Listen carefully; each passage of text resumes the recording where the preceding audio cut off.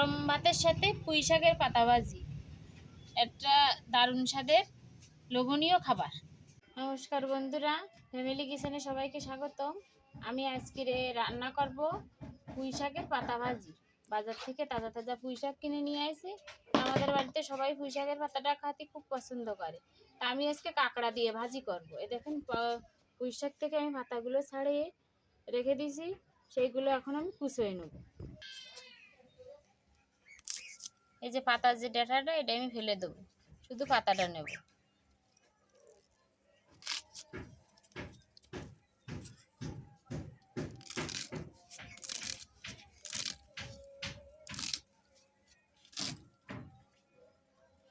দেখেন, এরকম ছোট ছোট করে সবগুলো পাতা আমি কুচিয়ে নেব।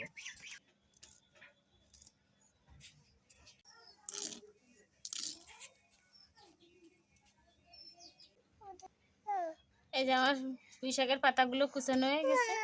এবারে আমি পাতাগুলো ভালো করে ধুয়ে নিয়ে আসবো।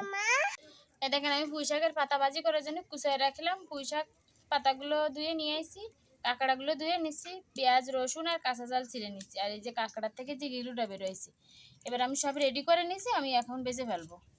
আমি চুলোটা ধরাই কড়াইটা বসাই দিছি। এবার আমি কড়াইতে তেল দিয়ে দেবো। আমার তেল গরম হয়ে গেছে। আমি প্রথমে কাঁকড়াগুলো দিয়ে দেবো।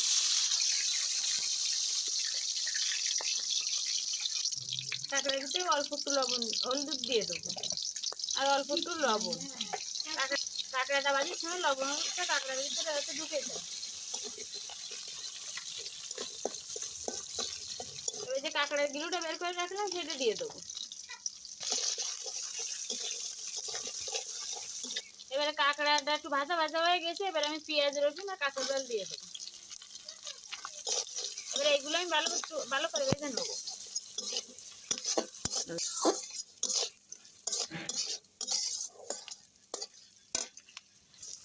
দেখেন, আমার কাঁকড়া কাঁচা জল পেঁয়াজ রসুন সব ভাজা ভাজা হয়ে গেছে। এবারে আমি পুঁই শাকের পাতাটা কুচিয়ে রাখলাম, এটা দিয়ে দেবো।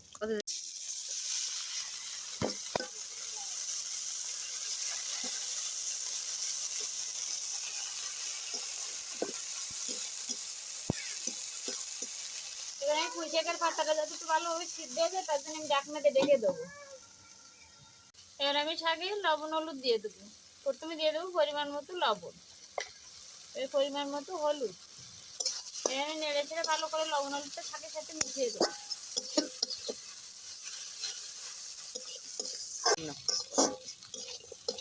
এই দেখেন, আমার পুঁই শাকের পাতা ভাজিটা হয়ে গেছে। দেখেন কালারটা কত সুন্দর হয়েছে। সকালে কিংবা দুপুরে এরকম যদি এক শাক ভাজি হয়, তাই এক থাল ভাত খেয়ে নেওয়া যায়। তা দেখেন, এরকম আমার ভিডিওটা দেখছেন আপনারা, দেখে এরকম শাক পুঁই শাক বাজার থেকে আনলে পাতাগুলো রেখে দেবেন, দিয়ে চিংড়ি মাছ অথবা কাঁকড়া দিয়ে আপনারা এরকম ভাজি করে খাবেন।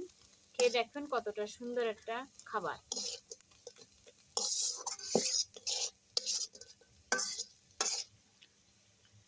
এই যে আমার শাক ভাজাটা হয়ে গেছে, এবার আমি নামাই নেব।